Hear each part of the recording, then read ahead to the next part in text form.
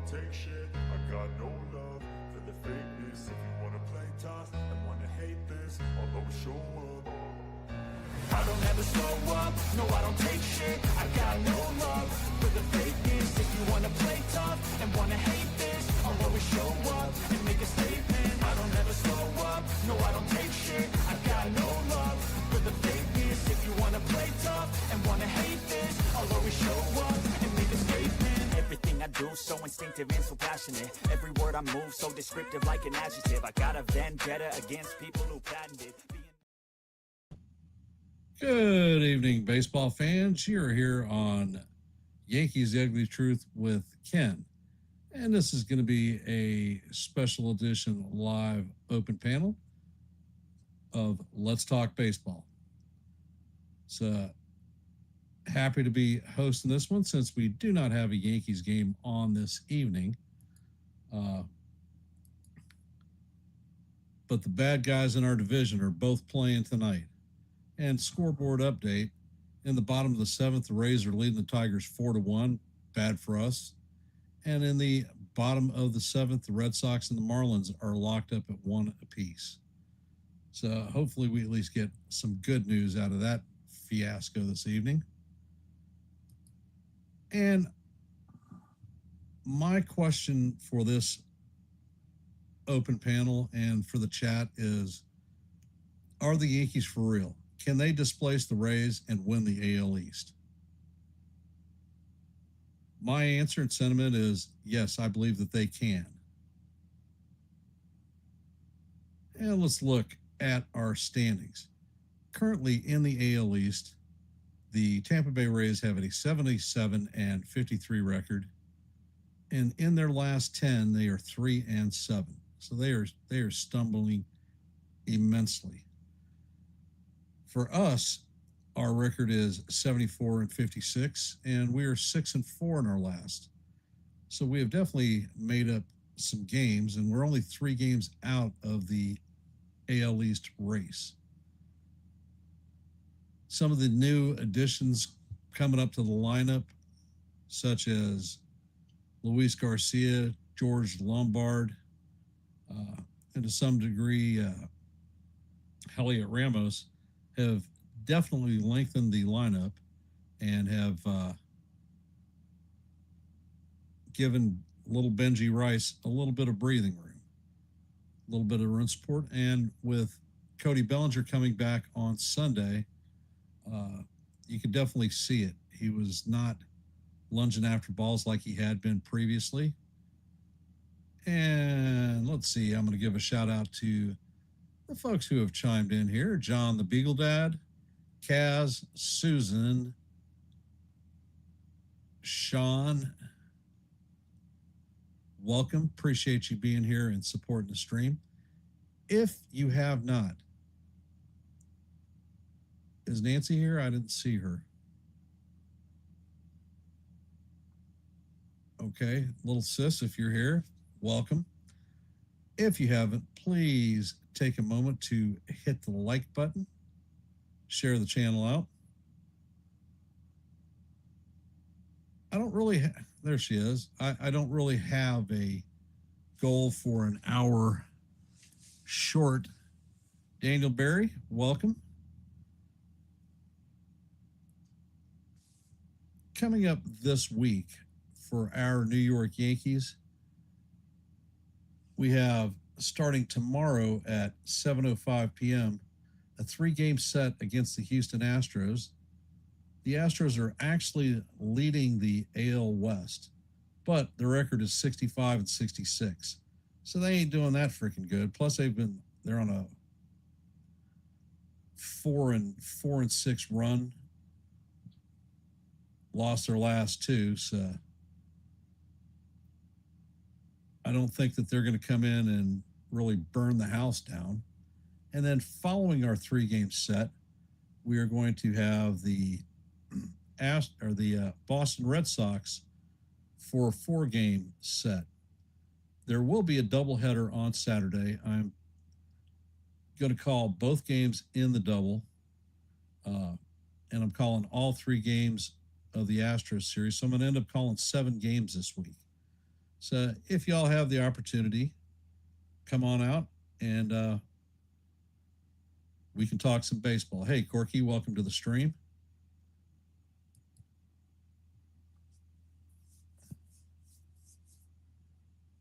So, how are we feeling about these Yankees? Can we drop an answer in our chat about, are the Yankees for real? Can they displace the Rays from the AL East lead?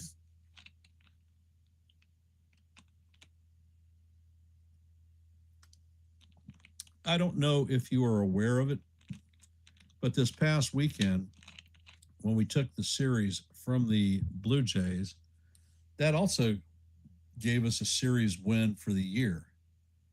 So that means that we are,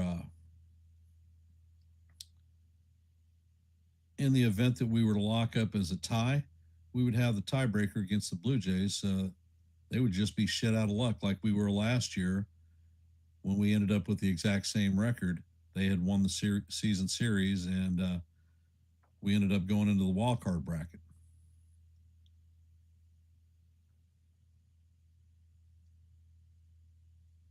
My early season prediction was that the Yankees would win 97 games on the season. At this point, the Yankees are at 74 wins, and that would mean for them to meet my prediction, they'd have to win 23 of the remaining 32 games left. Impossible? Well, no, it certainly is not. They could definitely do that, but they'd end up having to win at a 71% clip. And if you look at our remaining schedule, after we finish with the Red Sox, then we're on the road to the West Coast. We'll be going to LA and facing the Angels for 3 there, and then we'll travel down further south in California and hit San Diego for 3 games there. Then when we come back to the East Coast, the Rockies will be coming into town, followed by the Mets. Then we're on the road again to the Twins and the Diamondbacks. Then we come back home and we have a 4-game set just before the end of the season against the Rays and the Orioles. So those could be the Rays series could be critical. Diamondbacks are seriously in the wild card hunt for the National League, and the Padres. So besides the Red Sox, of course, the Red Sox are an important one. So we still have 2 AL East matchups that I think are going to be critical for us to take the series wins on.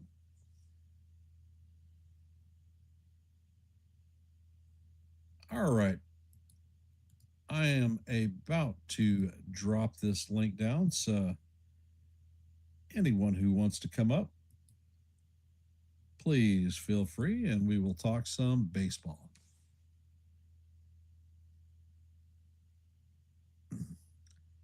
I don't know if you've seen it, but today Giancarlo Stanton was put on the 60-day IL. And what does that mean? Well, that means that Stanton is taken off the 40-man roster, and most likely will not be returning to the team this season.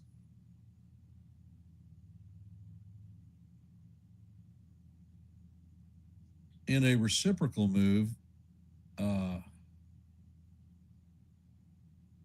there was a bullpen pitcher who was added to the 40-man, brought up to the major league roster, and I believe it was Brendan Beck that was sent down back to Scranton.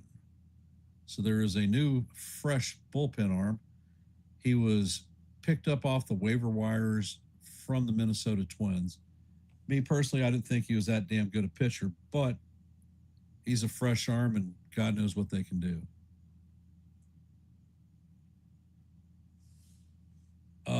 What is Weather's status? What is being reported is that he has a forearm strain, that he will be out for 2 to 3 weeks with the possibility of returning. However, when he returns, it's most likely going to be the same time as Max Fried. And when Weathers returns, that would put him into our bullpen.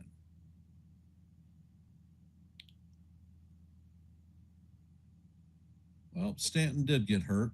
He fell running and hurt the calf muscle on his opposite leg. So I'm not going to be gleeful about a player getting injured, especially one that has his performance record in the postseason for the Yankees. And we have our first visitor up. Hey, Sean Browning. Welcome to the stream, brother. Appreciate you being here. Are you off for the day? No, I gotta work at midnight, but I got a little time before that, so Well, we will not be on until midnight. I will assure you that. but yeah, no, I'm doing all right. I mean, so far we've actually been having a good stretch, and one thing I like about this team is that we're actually playing as a team for the most part. You know, I mean, you got players contributing all up and down the lineup, and they've actually cut down on the selfish strikes outs and all the other stupid nonsense, and they seem to actually run the bases better than the last time we had this open panel.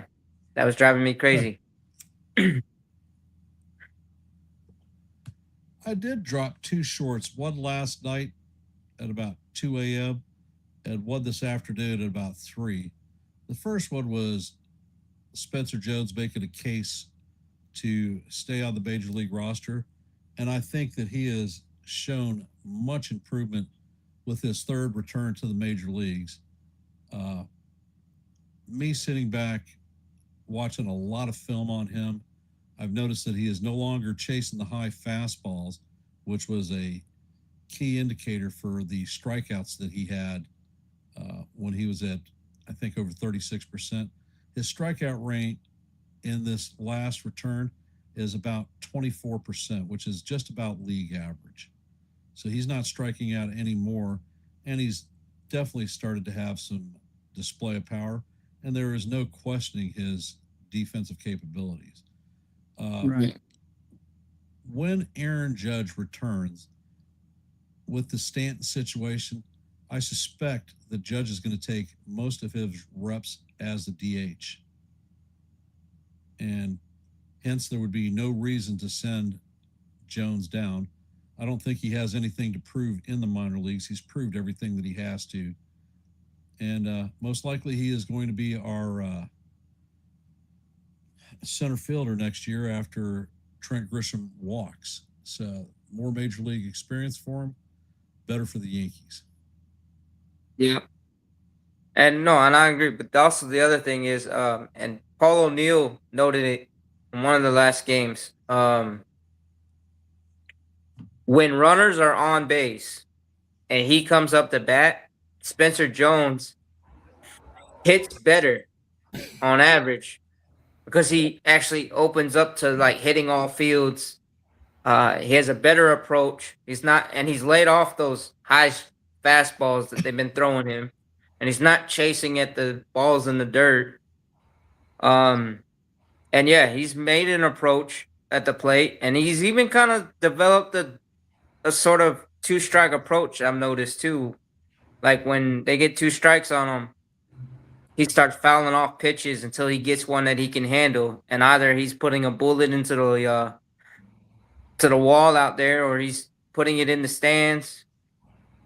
And then when he does get on, he's actually not afraid to run bases, and he doesn't, get caught napping like some of the other players have done. So I wouldn't mind having him up there. And I think that when Judge returns, the guy odd man out is Ahmed Rosario. So here's my I would question: tend with welcome, Judge coming Kaz. back and him DHing, where does that leave Ben Rice? Um, Uh, I think that more of a platoon situation with Garcia. Rice is going to lose at bats. Garcia is going to lose at bats. Yeah, but I think that will actually help Ben Rice down the stretch yeah, because he's definitely in a slump. Well, he's not just in a slump. I think he's a little gassed too because then there wasn't any production around him after Judge and Belly went down. I just think, just like Wells, and I've said this before. I think Rice just might a little bit be in his own head. You know better than anybody, having played a lot of ball in your lifetime. You get in your own head. You start overthinking things. That's where I felt Wells was for quite a while, and I think that's where every at bat that you don't produce, you start second guessing every little thing you're doing, and what am I doing wrong? And I'm not used to seeing Rice chase as many low inside sinkers and stuff as he has been lately. Well, when he was hitting behind Aaron Judge, he got a predominant amount of fastballs. Generally, teams didn't want to put Rice on ahead of Judge, and hence he had to limit the pitches that he was looking. He was basically a dead red hitter. If he saw a fastball, he was nailing it. Well, without protection behind him, he's not seeing those fastballs anymore. He's seeing Right. a lot of breaking pitches. So Judge's return, Bellinger's return, good for Ben Rice.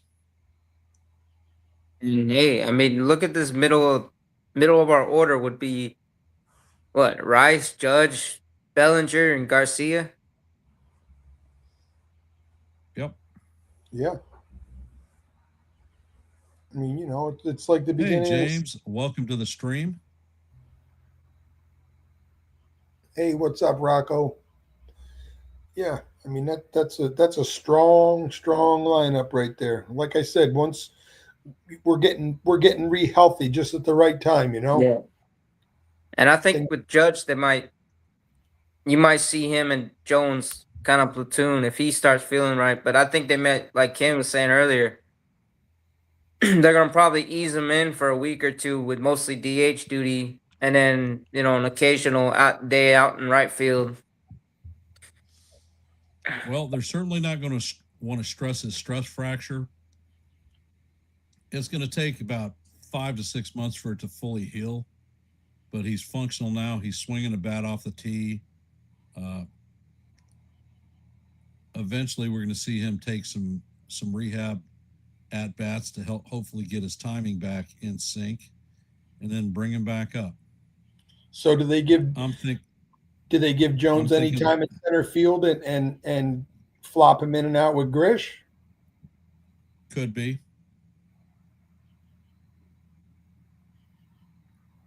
Yeah, I mean, There are at bats for everyone, and Yeah. make no mistake, Bellinger's going to have some time off too, having come off of his hamstring pull. A couple of times looking at him running yesterday, he didn't look like he was up to full speed. No. What was my thoughts there? I mean, it's a shame that Cabby's getting into a little bit of a slump as well, because I'd really like to see him at third base. He's got a super strong arm. He can position play any infield position, third, shortstop, second. I don't know if he's ever played first base, but it doesn't seem to me that he'd probably be a horrible fit at first either. No, he's just too short. yeah, Cabby is too short. How tall is Yep. he? Cabby's like what, Like- 5'8", 5'9"? 5'8", Oh, I I did think. not know that. Yeah, stand him next to Judge. Stand anybody besides Jones What- next to Judge and Stanton. But you did make a point that we are getting healthier. Our rotation, I mean, the Yankees, let's face it, the Yankees have been in playoff mode for about a month now. Yeah. And I can't honestly think of a game that we were not competitive in, that we were at like the third or fourth inning, and you're like, man, cash this one in because we're out of it. We haven't, well, Haven't seen unless you're Celia, of course, but we haven't gotten blown out of any game. We've always been in it to the end,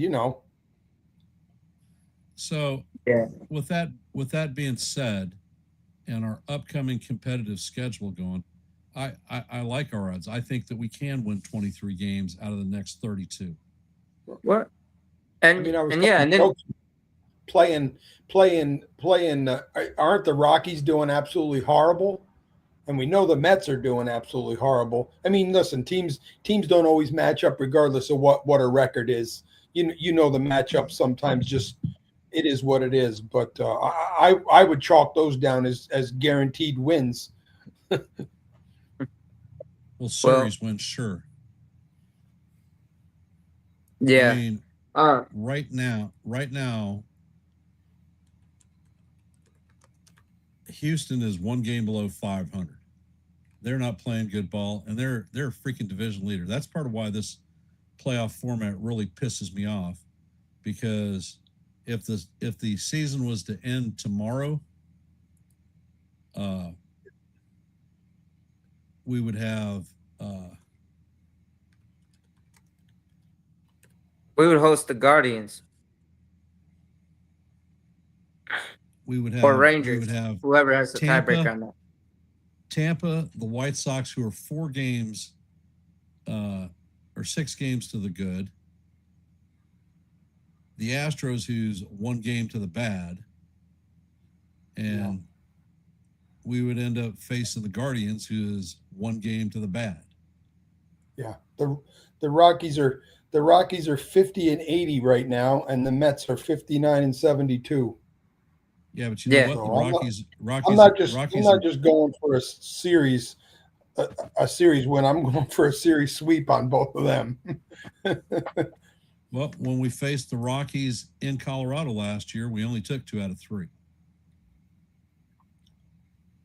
Yeah, stranger things have happened.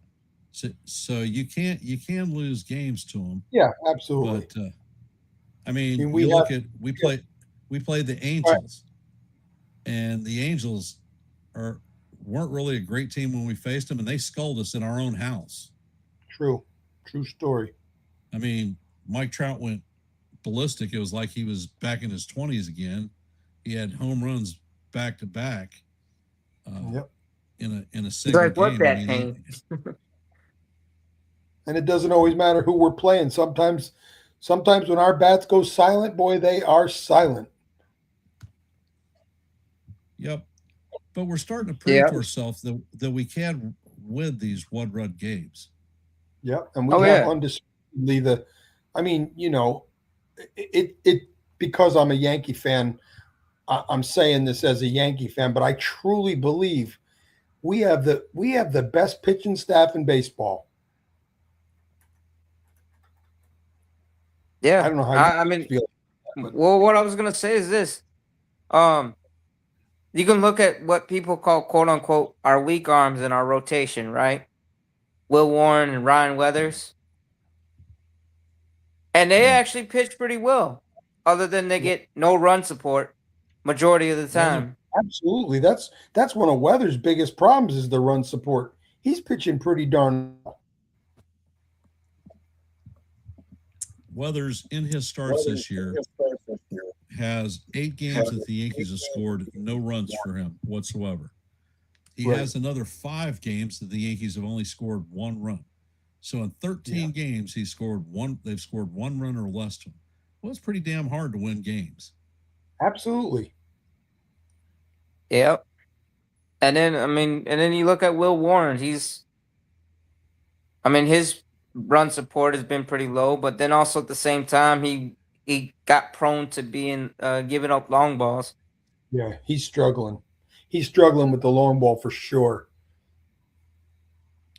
Well, you also have to remember that last year in Warren's rookie season, he made all 33 starts.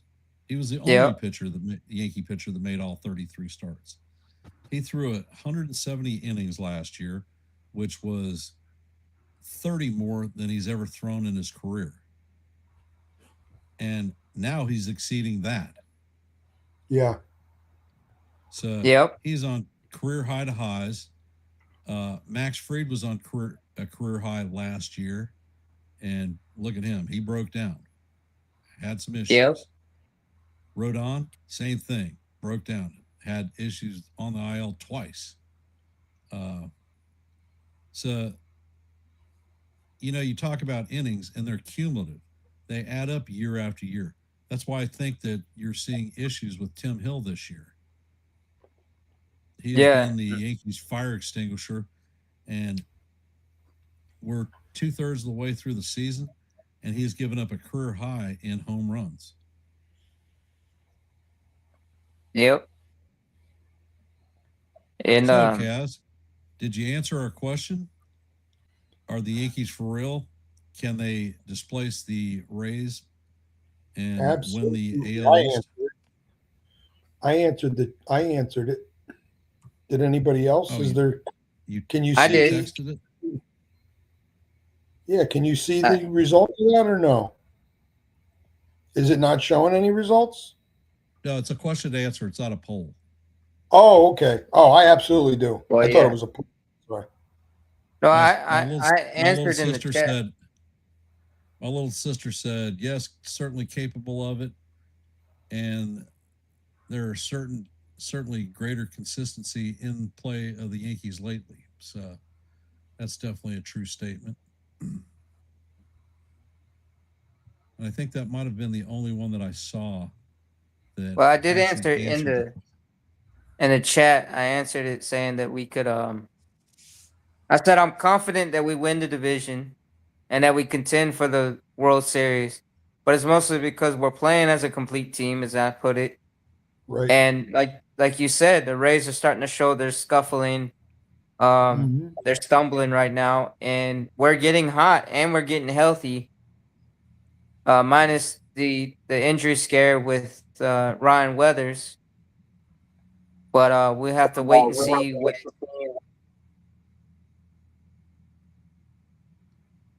And let's see, from our major league scoreboard, in the bottom of the 8th, the Rays lead the Tigers 4-1.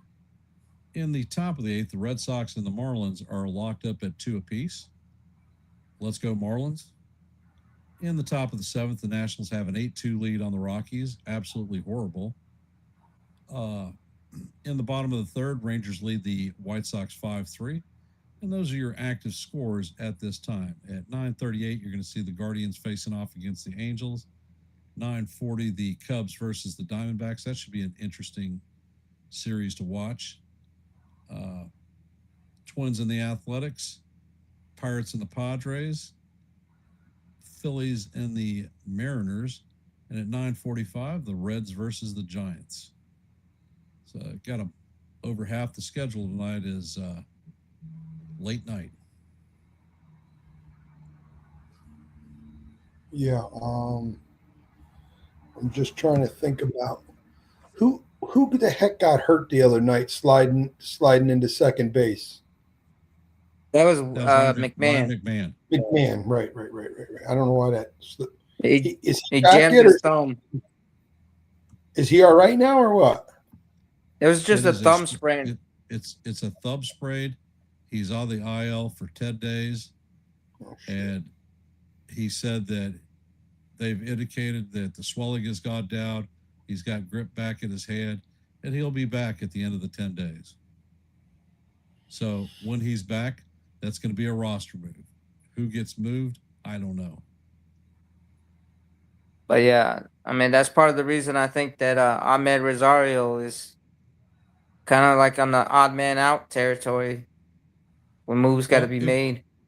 If you truly look at it, Rosario does not have a position that he can play where he is defensively sound. Right. Don't want to see him at third base because he's freaking horrible.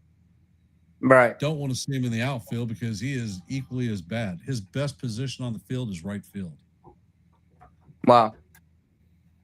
I mean, I still remember when that play where he Bucknered the baseball down the line and in Boston. Yep.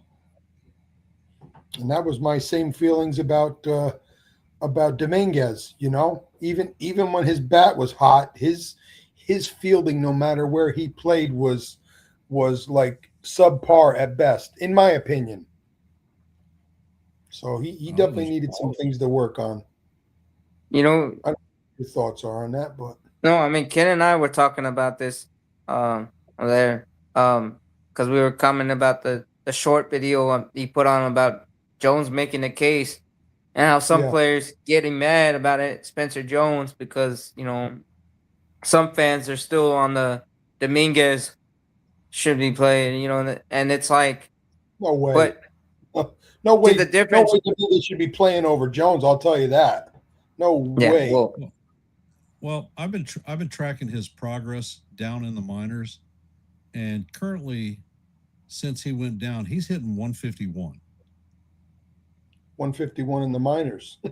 in the minors. So there's Right. hey, he's not performing down there. Uh, in his time down there, he has 2 errors in the outfield also. So Yeah. he's not doing well. Volpe has 5 home runs. He's hitting like 232, but he has 4 errors. Wow.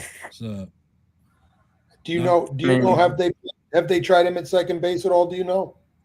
he's played 8 games at second base. Okay.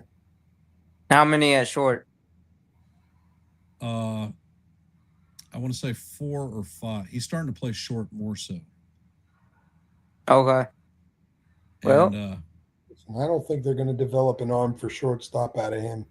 He's a little guy. He just doesn't seem like he has the arm. I'm not saying he doesn't make throws to first, but his consistency and his accuracy of throws to first, especially under pressure, well, for Volpe, he feels the ball to his left much better than he does to his right. Uh, in conjunction with the weaker arm, he just doesn't get the throws off from the hole, a Derek Jeter type throw. Right. Although, Lombard has a hell of a strong arm, but he's popped 3 errors in his last 3 games. So he's got 4 since he's been up. yeah.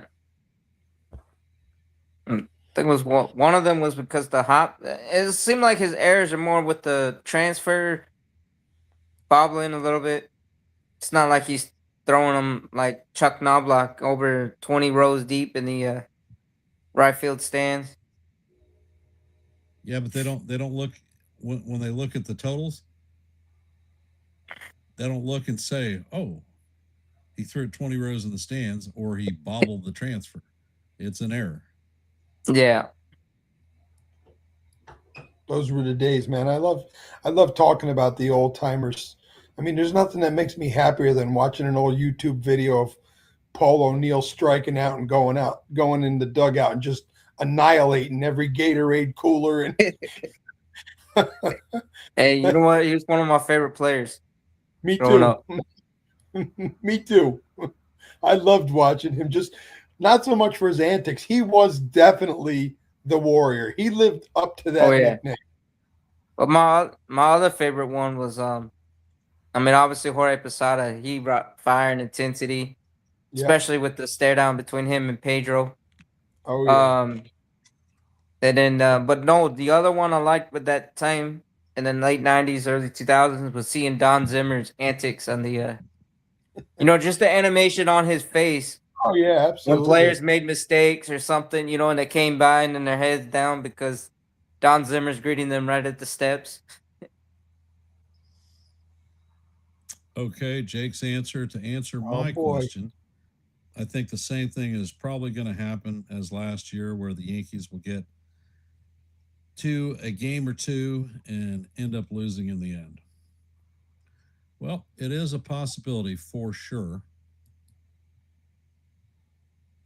It is. And I think the key matchup is going to be where we set come the last 2 weeks of September when we face up against the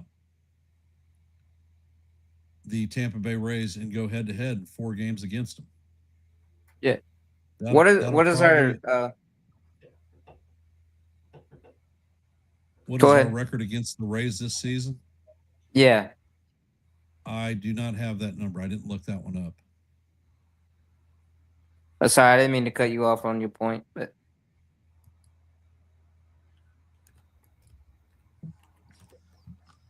My second short today was about a diamond in the rough in the bullpen in Paul Blackburn. oh yeah, We are 3-6 against the Rays this season. mm. So in order to win that series, That would mean we'd have to sweep them to win the season series against the Rays yep, in Tampa. in Tampa, and we know Tropicana can be a trop of nightmares. Yeah, we haven't played well at the Trop in 20 years. In our defense, the last time we played them, we won 12-4. If that makes you feel any better. Yeah, They definitely have. They and the Red Sox basically are a composite of the same team. They run a hell of a lot. Hey, Jason, welcome to the stream, brother. but yeah, That series is not in the Trop. Okay, my mistake. I thought they were in the Trop. Okay, I feel better now. Not great. Sweeping the Rays is always a tough thought. And in a 4-game set, it's a possibility. yeah. I mean that comes down to whether we're tied up in the end, or if the Rays continue to falter like they have been. I know that we have more series against plus 500 teams than anyone else in the league, and we've spent a majority of our season on the road, so most of our back end games are going to be at the stadium. Yeah. What I was gonna say though, yeah, Blackburn has been a blessing for us. I mean, and like he's been like a versatile, dominant reliever, and like as you put it in your short, an ace in the bullpen. And it's like, Well, I mean, if you look at Blackburn as a overall pitcher, when he was with the A's, he was their ace. He was a right. fantastic starter. He went over to the Mets and ended up getting injured. He was injured most of the time with his Mets, and when he came back from injury, they just threw him in the bullpen. Here you go, guy. Never had any experience throwing in the bullpen, and frankly, he didn't do very well.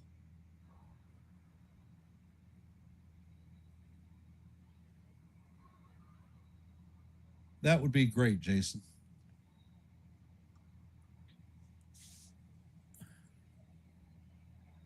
We got this, right, Sean? We got Yeah. this. We got this. That's like your famous quote. Serial optimism. I'll give you credit for it every time I say it. Every time I type it. Well, in the military, you train the way you fight. Right. Same thing we do in baseball. Train the way we fight. Absolutely. Oh yes. And then remember they also used to tell you what is it? Fake motivation is better than no motivation. I never heard that one, but I'll go with it. I used to hear it from drill sergeants all the time. Yeah, well, I was basically civil service, being Air Force,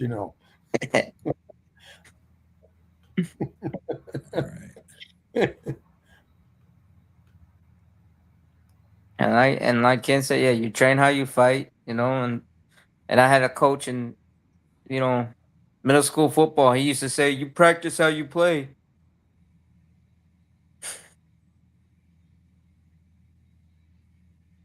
Well, Jake, I feel that the Yankees can win the division series or the AL East. I think it's going to take us getting to that 97 win mark to do it.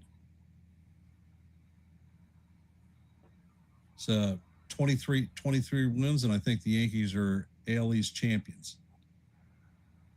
Yeah, I mean, I don't think at this point the Rays can keep that pace up. Frankly, No, I don't think. their starting pitching isn't that good, and that's where their chink in their armor is. Plus, if you've been watching their games here lately, they started to commit more and more errors. Yeah. And So, I mean, I've been basically watching, whether live or Memorex, four teams. I've been watching the every game that the Red Sox are playing. I'm watching every game that the Rays are playing. I'm watching, of course, the Yankees, and with my son John, the Diamondbacks, and whoever they're playing. So we're only playing a 2-game. We're only playing a 2-game series with the Astros. Is that what I'm It's a seeing? 3-game set.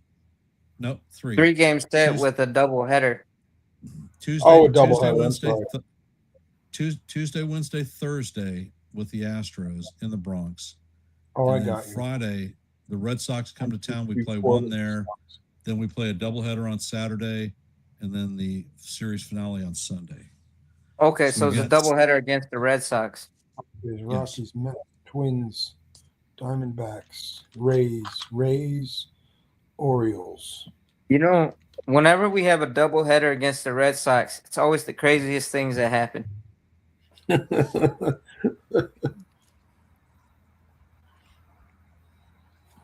Your shorts are getting some steam, Ken. Yeah, I'm getting a lot of dislikes on them. They're getting some traction now. Let's see. From Jason 161 River Ave.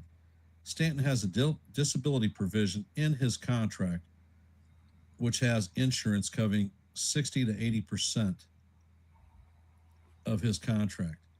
If DFA'd now, insurance won't cover the final $3 million this season.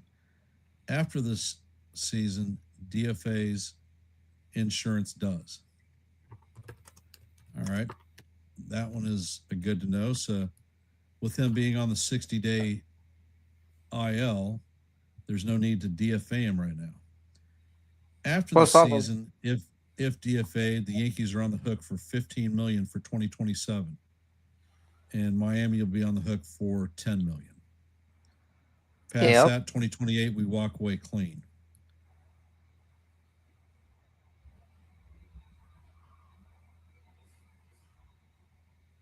The Rays are about to win again. Well, they're 3-7, Jake, in their last 10. So they're not winning that much. Their win tonight to the Yankees means that we'll be 3.5 games behind them. But we have the opportunity to make up that half game on Saturday when we're making a doubleheader. So it's going to be even in the wash. Yeah, and then also I think we also got wasn't there some final deal with the minority owner or share, something with the business partner to help free up some money in the books?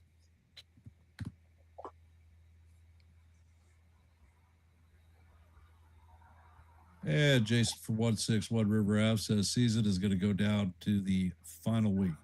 And I don't disagree with him at all on that one. Hey, Jonathan, welcome to the stream. Hope you're having fun on your vacation. I mean, I wouldn't be surprised if it even comes down to the final 2 games. Well, those final 2 games are get to be against the Orioles.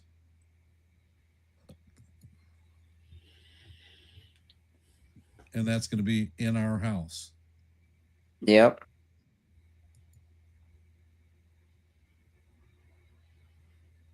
I mean, George Lombard seems like he's not overmatched in his at bats or on the field, other than his errors. But I think he can clean those up. Absolutely. Everything comes with time. I'm very, very optimistic. You know how I feel about that. I'm extremely optimistic about all the young guys we got on the team right now. Extremely optimistic.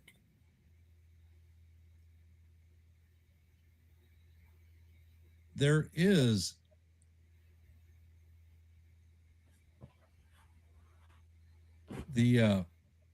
there's a kid down in the minor leagues who I saw some clips on him the other day. He hit a ground ball to the shortstop. It was an everyday grounder, and he actually beat the damn throw out. And then later in the same game, there was a fly ball to shallow right field. He tagged up and advanced to second. I mean, the guy is fast as hell. That's it, Luis Durango.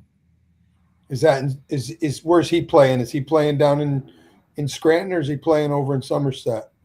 I believe he's in Somerset. I'm within a stone's throw of both of them places, and I just never get around to. I would love to go to a couple of these minor league games and see guys that are rehabbing, but I never get around to it. I'm retired, but I'm not retired. I'm busier now than I've ever been. But the thing that you look at for a player like him, in the past for the postseason, the Yankees have brought up people that are speed demons.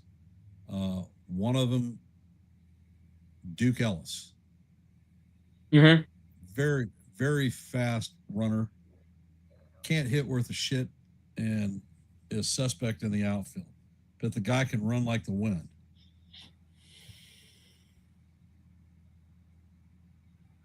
Yeah. And then there was Tim LaCrastro. Yeah, crash. He ran fast as a freight train, but man, he crashed, burned. Yeah, the problem is he would run as he's playing outfield. He'd run into the wall and hurt himself. Or run into first and then blow a quad.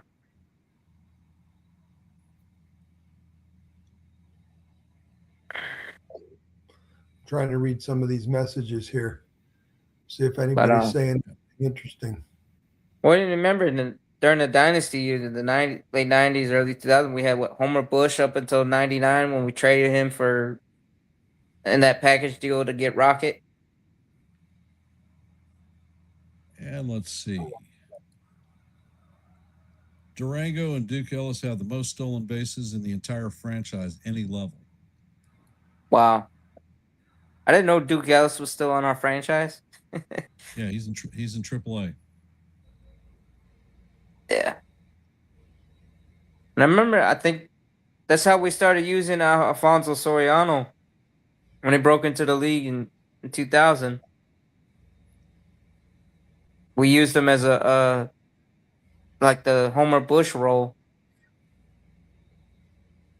And then 2001 he was everyday second baseman. All right, Jonathan, the question you ask is why not call up Ellis? Well, he is a very light hitter. He can't hit worth shit. And put him where? We already got Ramos that we can't do anything with because he has no options. So the option would be to send Spencer Jones down. Yeah, not happening. Well, and Ramos can also use that role too, like in the playoffs. Where we could like use him as a pinch runner late in innings. He's got speed for days. Same thing with Spencer Jones. Jake asks an interesting question. Does anyone think that Lombard could potentially lead off at some point this season? Grisham's numbers in the middle of the order are a lot better than his leadoff spot. Well, they tried that the other night, didn't they? Didn't they bump Grisham down to 6 or 7?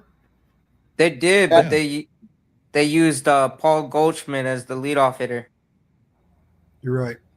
And then pinch hit him for, I think it was McMahon or somebody. Looking at Grisham's numbers, he is a middle of the order bat, and I've nicknamed this guy Captain Clutch because it seems like every time we've got runners on base and we need to score, he comes through. Yeah. The only benefit that you see with Grisham at the top is he sees a shitload of pitches, so the batters behind him know pretty much what the pitch repertoire is for the pitcher for coming up behind him. Yep. Could Lombard Jr. be the leadoff hitter this season? I think he could be. Absolutely. Well, I mean, the same thing with Rice. Until very recently, Rice used to see a shitload of pitches. He could definitely work a count. Yeah. Well, I wouldn't be opposed. Go ahead. I wouldn't be opposed to Lombard leading off, but I don't want to see Boone doing this little yo-yo thing with him. If he tries him out at leadoff, I want him to have a few games of being a leadoff hitter before you try and one game before you and evaluate after one game. Yeah, I got you on that. Just because he's already adjusting. He's making adjustments. He doesn't look. He's got his feet wet now. So I would do it and stick with it. Yeah. I mean, at this point right now, Rice is actually hitting below 250 for the first time this season. First time all season he dropped down to 248 or 247. But there too, he's got 82 ribbies. He's leading anybody else in the team by, if I'm not mistaken, by 10 RBIs. Yeah. Well, in today's game, 250, 249, 250 is like batting 290, 300. League average is 244 this season. Okay, league average, yeah. He's above average. Over league average, but not much.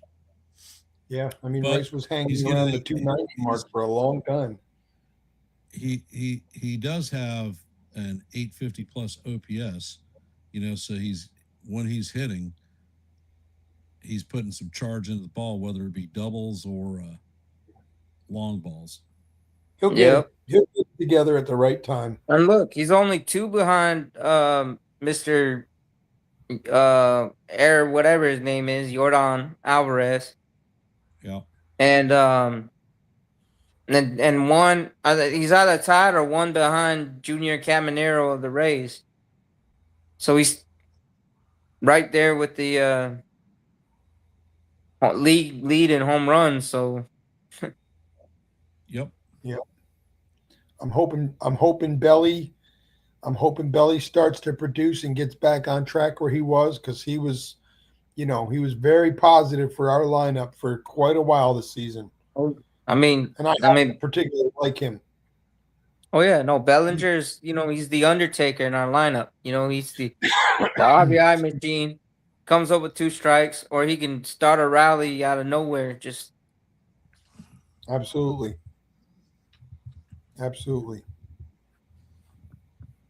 There's certain guys that you just enjoy to see come up to the plate, and he's one of them. Oh yeah, and I loved having him the perfect protection for Judge, because you walk Judge Rice, Bellinger, Grisham, Judge, Rice, Bellinger was a winning combination. No question about it. Those guys fed off each other. Rice and Judge were going back and forth for home run leader of the team. It was just positive all the way around. Oh yeah. And but I think Grisham definitely would be a better 6-hole, 7-hole hitter. I think if anybody should be out of the lineup, it should be Jazz Chisholm. And do what at second base though? Throw Cabby there? Oh yeah, Cabby. I mean, right now without McMahon there, you're not going to throw Cabby in at second. He's your baseman. But when Ryan McMahon comes back, then I would I would put Jose Caballero at the second base. Because here's the thing with Jazz, you get the highs and the lows. I mean, you'll get a second deck shot, you know, or you're gonna get like a free swing and strikeout, Yeah. or something bad. I mean, we Well, were joking. the What thing was that it last annoys me night about Jazz, go ahead. when he had the big game? Last night, and I was like, give him a lollipop, because I mean, Right, it's just how it's exactly. like. It's when he does something good, it's few and far between. Last night was a 2 lollipop night for him. Yep. The thing with him is that even when he F's up, you get this feeling like he's like all eyes on me. All he's Mm-hmm. concerned about is if he's in the spotlight, win, lose, or draw. Yep. He's like Mr. Showboat. They should call him Hollywood. It's sort of funny when you look at Trent Grisham. His batting average certainly isn't impressive. He's hitting 221, but the guy's got 55 or 56 RBIs. Right. Yep. I mean, that's a pretty good RBI count for a guy who is hitting that low. And he's and, right. And, Right. He's second on the team in RBIs, right? third. If I'm not mistaken, he's second. Nope, he's second. He's over Bellinger. Oh, he's Bellinger's second. third. Okay, he's over Bellinger. I know they was close. I And- just couldn't remember. But there his too, he's at OPS, 56 and Rice is at 82. Hey, well, Rice hasn't been on the IL either. True. right. And but I mean, also when you look at the last couple of years, Aaron Judge would have like 130 RBIs, and the closest guy would be at like 80, or 77. So it was like, Yeah, we can definitely use the captain back in the lineup. I'm excited to see him back. Because the captain, he changes the whole game strategy of opposing teams against the Yankees, because they don't want Judge to beat them, so they're gonna intentionally walk. But then it's up to the other guys to kind of come around, because Aaron Judge is gonna beat you one way or another. The funny thing about the team, Cam Slitler leads the team in wins with 11 wins this season. Who do you think is number 2?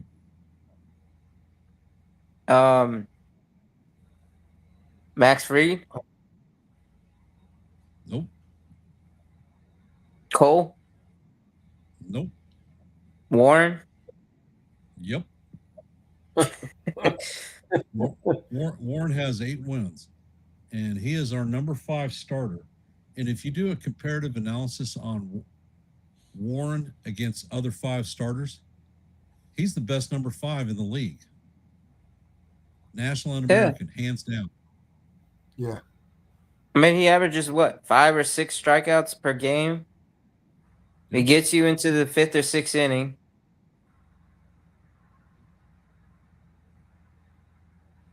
And I don't think like I said before, I don't think there's a team in the league that's got the pitching staff we do. No. I'm constantly saying in every game, once we get to their bullpen,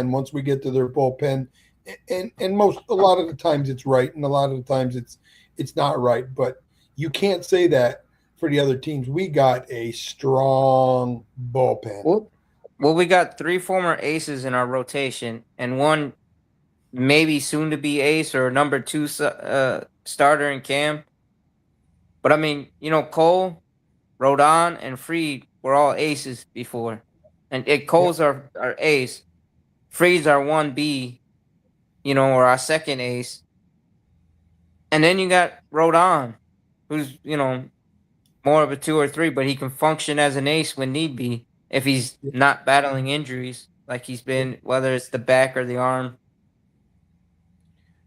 Rodon's another one who I consider like a warrior. When he's out there, you can tell he's focused. He may not always be dialed in, but he is focused. Well, I call him the Bulldog. Absolutely. I mean, if you look at him, the league batting average against Rodon is 188. Mm-hmm. For a starter, that's fantastic. That's pretty respectable. Well, yeah, and the last 2 seasons he had what, back-to-back 15 wins seasons? No, he had an 18 and a 17.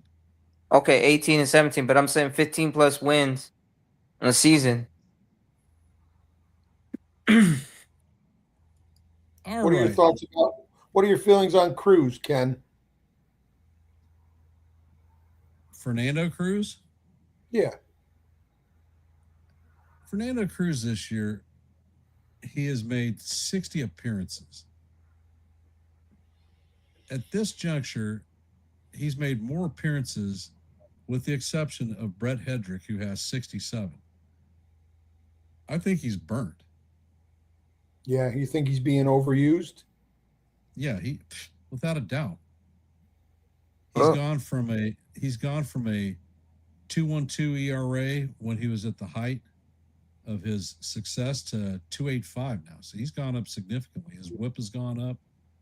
I get a, And you I get a notice little worried that. Go ahead. he is no longer being used in high leverage situations. He's being brought in at the 6th inning, 7th inning, maybe. He's not the 8th inning guy anymore. Yeah, we need another good. We need another super strong closer like Bednar's been performing. But you can't always rely on Bednar because he's not always available. Yeah, we had one. We had a strong arm that could have been a back of the bullpen guy, except we traded him. yeah. Well, and when he was So, with us, you talking about Dubal? no, Giovanni Cruz. Oh, Giovanni Cruz. Oh, didn't he? They traded him because of something he did, right? No, Off the field, something. no, they traded him as part of the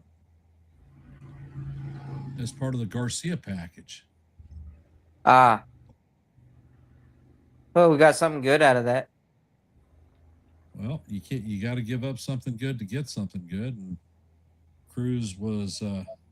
Giovanni Cruz was doing quite well for us. I mean, he had a ERA of like 1.69, 60% strikeout rate, Oh yeah, high velocity pitcher. I liked seeing him coming out of the pen. Um, And he didn't really walk anybody. right. I like the ball I mean and Bird. his major league debut, he was facing the Blue Jays, struck out the side. Yep. You know, the other one I'd like to see come back up, or do you think they'll actually bring him back up? Elmer Rodriguez Cruz. I do believe he's coming back. I believe that he is going to take some starts for Max Fried. Okay. He has been pitching extremely well down in the minors. Fastball velocity is up. God damn it! All right, the Rays have beaten the Tigers 4-1.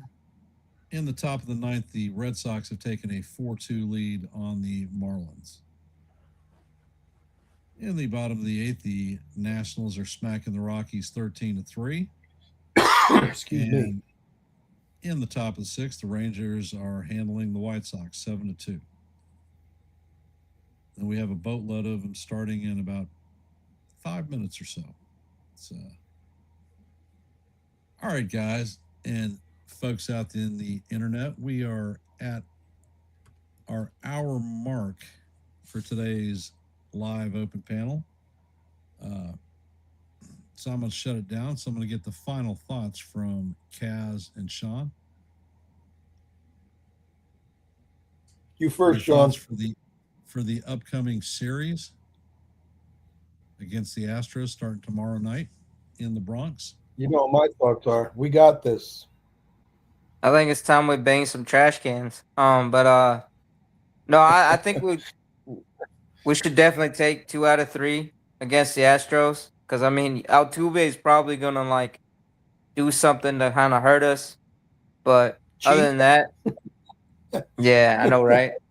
But other than that, if we can limit the damage, and kind of keep him out of the game, Yeah. I Well, I the definitely Astros, see us winning 2 out of 3. like we said before, the Astros are under 500, right? Yeah, they But are. they're But one game under. but they Yes. got Yeah, I know. Jordan Alvarez doing that, trying to get the triple crown. Yep. Well, Yeah, we'll be good. he is most likely the MVP this year for the AL. He's a Yeah, fine ball player. I mean, can't fault him. I mean, there's nothing that I can say bad about. I mean, No. he's got He's one good. flaw. He's got one flaw. He doesn't have pinstripes. I mean, hey, we can send them Giancarlo Stanton in a wheelchair. Nah. And in tomorrow's start, we're going to have Pecco for the Astros, and Will Warren will be our pitcher tomorrow evening. Yep. But yeah, And like I said, we have not announced our starter for Wednesday, and I think that's where we may see Elmer Rodriguez coming up. And then Thursday is going to be Garrett Cole on the bump. okay. Yeah, that's not bad. I mean, I like that the fact that we get Cole against the Astros, but yeah, I mean the two people that we got to be careful against is Altuve and Alvarez. Well, your think first Altuve's- countermeasure, Go ahead, Ken. your first countermeasure to Altuve is to not throw him a first pitch fastball, because Yeah, he you always swings first pitch, and that's when he tends to tag balls. So you keep a fastball off the plate, and he's cooked.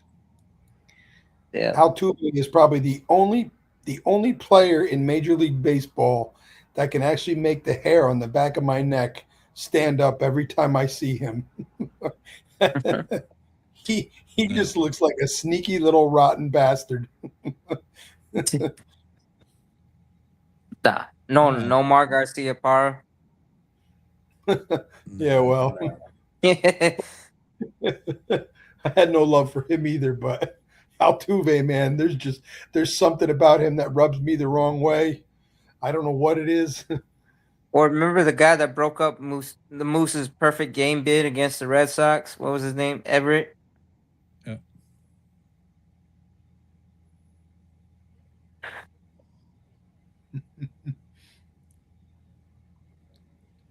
Anyway, All right. Ken. I want to thank everybody for taking time out of your busy Tuesday evening or Monday evening schedule. Appreciate you coming in and supporting the live stream. As always, I will be back tomorrow at 7 p.m. to call the opener of the Astros facing off against the Yankees in the Bronx. So appreciate y'all being here. If you haven't, please hit the like button and share the channel out. And I will end in my traditional fashion with "Let's go Yankees," and we'll see you in the funny papers. Have a great rest of your Have a good night, Monday everybody. evening. I don't ever slow up, no I don't take shit. I got no love for the fakeness. If you wanna play tough and wanna hate this, I'll always show up.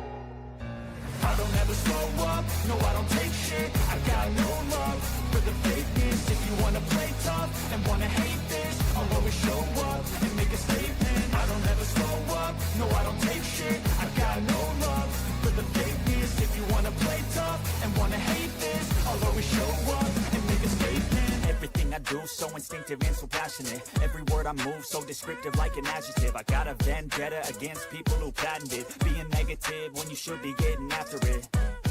I got facts over tracks, this and that. Spitting slow, spitting fast. I could roast, I could gas. Think I'm okay at last, but I don't know if that can erase all the past. I don't ever slow up.